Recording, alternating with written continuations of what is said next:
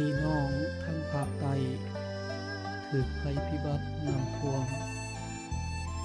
รวมเด็กหนุ่มแก่เฒ่า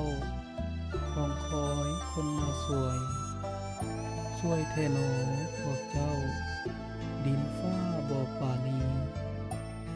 นี่ละหนอธรรมศาสตร์กวดล้าง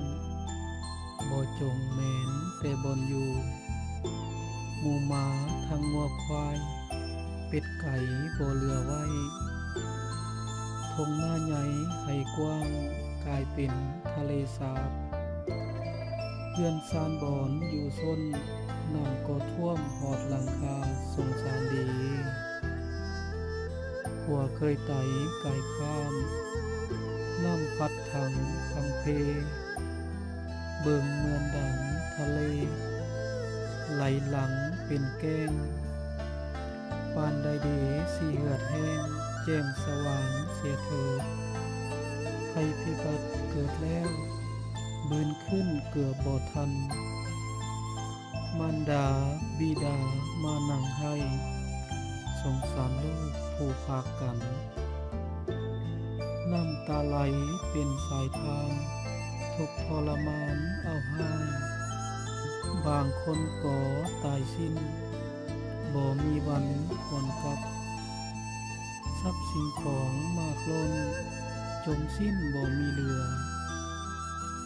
โอ้หนอน้ำดื่มอาหารเข้าเครื่องนุ่งก็ขาดแคลนแสนลำบากล้นเหลือบ่อาจพันละนาได้ขอวอนไปหาการจัดตั้งการนำภาครัฐทั้งผู้ศรัทธาพี่น้องอยู่ใกล้ๆจงช่วยกันบริจาคเด้ออดทนเด้อพี่น้อง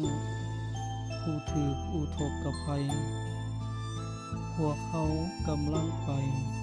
ช่วยฐานให้ผ่านพ้น